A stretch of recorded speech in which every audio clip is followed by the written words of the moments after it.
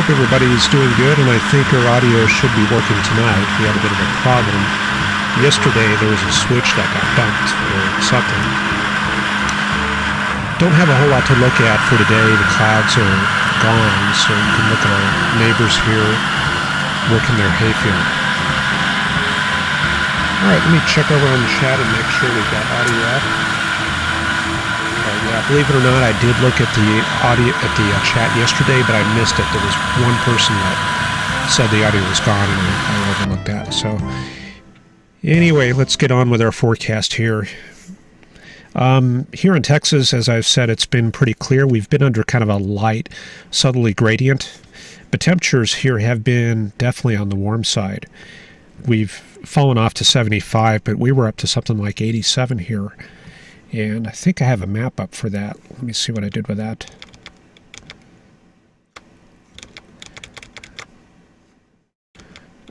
Yeah, that was on the digital atmosphere chart.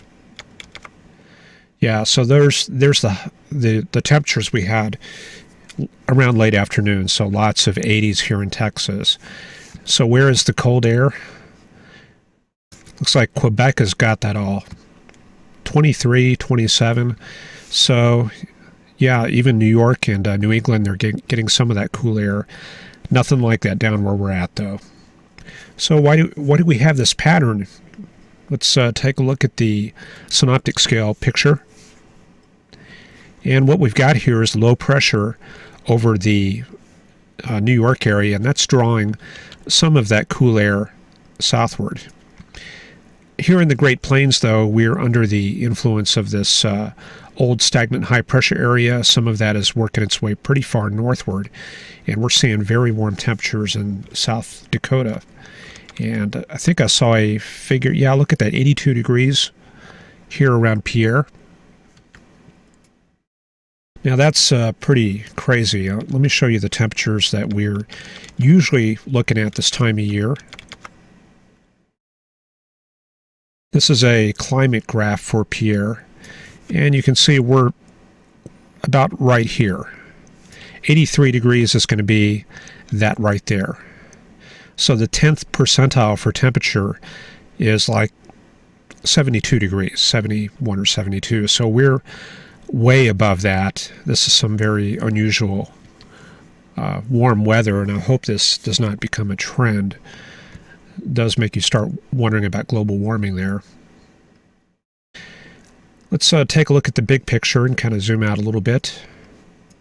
And let me check back on chat just to make sure there's nothing got switched off. Okay, we're looking good so far. All right.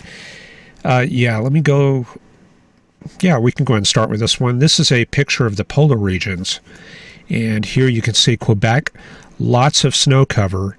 And that's helping generate a lot of that polar air that we've got around Montreal and Quebec City. When you have very fresh snow cover and lots of clear skies like what we have here around Quebec, pretty fair, that helps generate even more polar air. The snow on the ground acts kind of like a blanket, and it insulates the air above from the warm earth below. And that insulative cover does degrade as the snow ages, so that's why it's really important to have a fresh blanket of snow. Hudson Bay, underneath the overcast, you can see, looks pretty clear, but as you get to, in terms of pack ice, but as you get up to the Arctic itself, look at that. We've got some of these ice shelves. I don't know if that's the right terminology, but yeah, look at the scale here. 10 miles right there. Some of these ice flows are about as big as a city, and they're increasing in size and depth. So we're starting to see the polar regions starting to ice up, and that will gradually start generating more of that polar air in central Canada. So we should eventually start seeing a change here soon. Let's take a look at the thickness and isobars. Let me check my preview window, make sure everything is looking good. Get that centered right there. And then we're going to go through this GFS forecast chart run. Let me get that where you can see the dates. In fact, let me switch off that title. There we go. That's better. Seems like I always forget something here. All right. So down on the bottom, you can see our forecast time. So what do we have for right now? Now, keep in mind that the thickness is kind of like a proxy for the lowest 4 or 5 kilometers of the atmosphere in terms of temperature. And where we have a gradient where thickness is like packed like this, that's basically a frontal zone. And we're looking for fronts to be on the equatorward side of that frontal zone. So for example, here in Montana, we would just paint that front kind of like that. And since that's a southerly gradient, we know that that's going to be a warm front. And on the west side, we're going to find a cold front. And it looks like that probably extends southward through Nevada and California. And we're going to check that out on the surface chart to see what kind of weather they've got there. Make sure everything is consistent.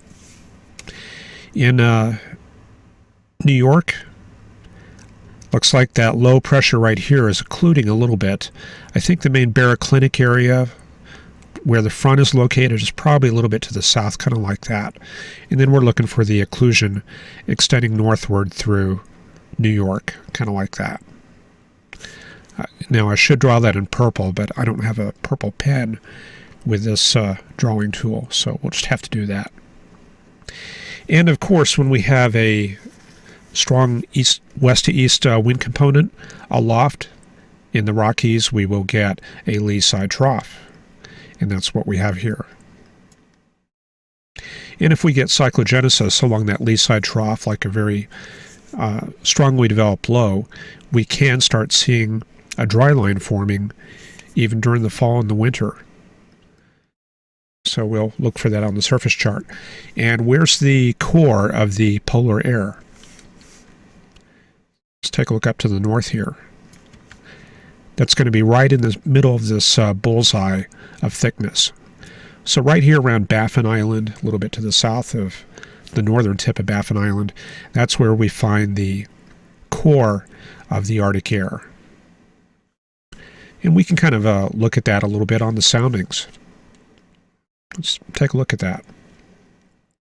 I think the closest we have to the cold air core is going to be this station right here, CYUX, Hull Beach. So what is this showing us?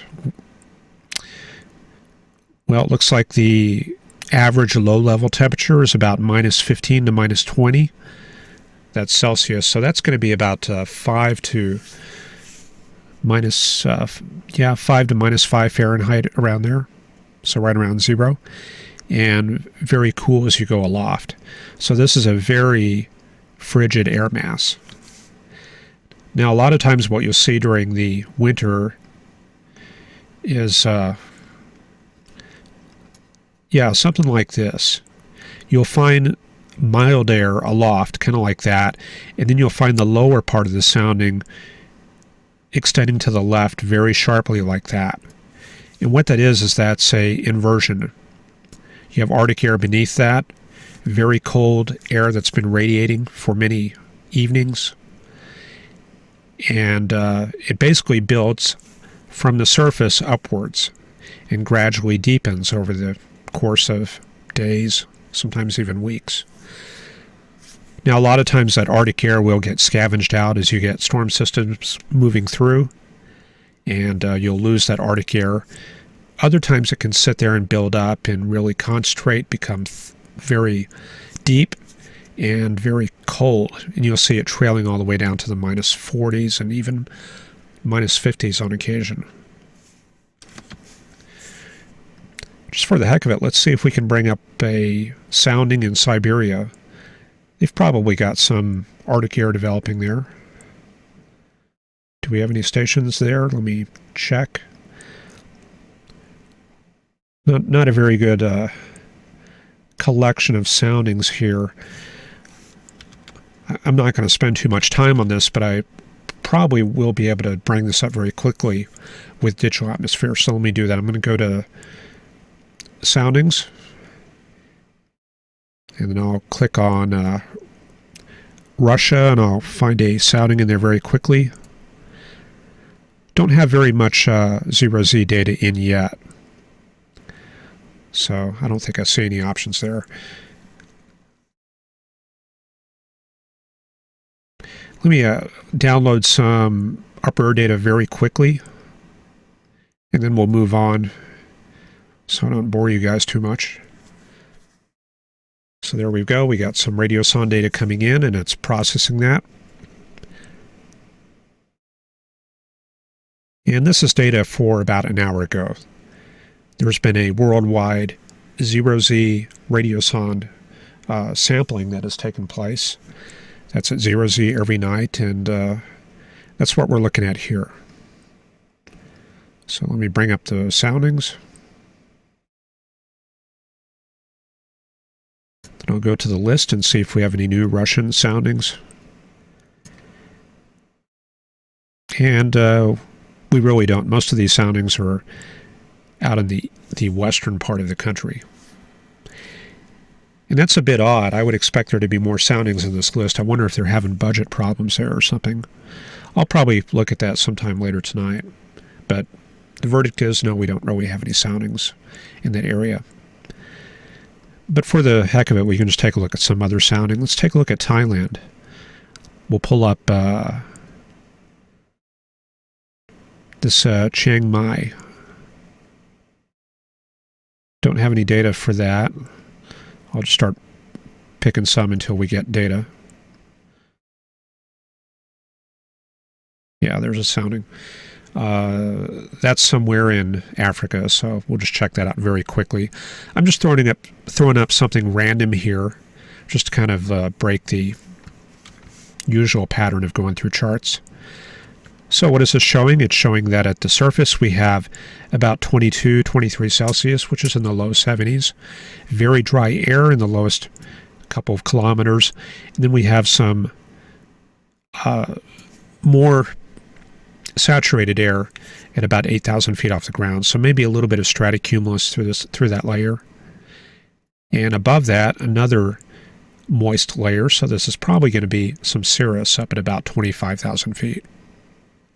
And it's showing us that we do have 50-knot winds aloft, so there's probably a little bit of a weak jet stream moving through that area. And so that would be the kind of thing I would pick up on when I'm looking at a sounding for the very first time. I missed where this was. I think it was in northern Africa, but those are probably some of the very first things that jump out at you. That and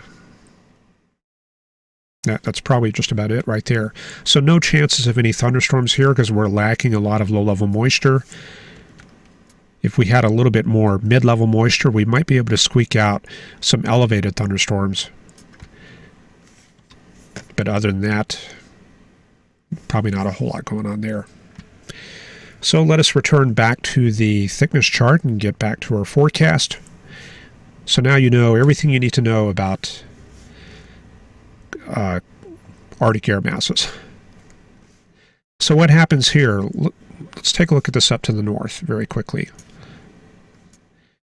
You can see we've got a pretty good chunk of polar air way up here in this part of Canada. And there's a bit of a Arctic front located right here. So you see that? There's some very strong thickness gradient right in here. And we can kind of trace that through here. Maybe a bit of a warm front through here. And then maybe a bit of an occlusion, something like that. So this is probably a new Arctic front starting to develop in Northwest Territories, Nunavut. And maybe that's going to start moving south into Manitoba and Saskatchewan. That'll be, I don't know if we have any Canadian viewers, but that's something for them to watch right there. So for the rest of the U.S., on Friday, here comes that warm front. We talked about this earlier. Frontal system moving through the northern plains into the Great Lakes region. And then by the weekend, let's move all the way to Sunday. Sunday, the frontal systems are looking like this. Looks like a blank page. Okay, there's the warm front. The cold front is like that. And then the Pacific front is looking kind of like that right there. So now we're starting to see a little bit of action out in the Great Basin area of the U.S. So again, this is going to be Sunday. And look at that Arctic front starting to sink southward. And it's got a little bit of a push of high pressure back behind it. A little bit of a 1030 millibar high up in on Victoria Island up here. So it looks like that Arctic front does not make much of a push southward. It looks like it kind of stalls right here ahead of this area of cyclogenesis. And then we have a new system moving through the northern plains right there. You can see it pushing into Kansas and Nebraska. This is going to be Monday. Then that moves into the Great Lakes area. Doesn't really do very much.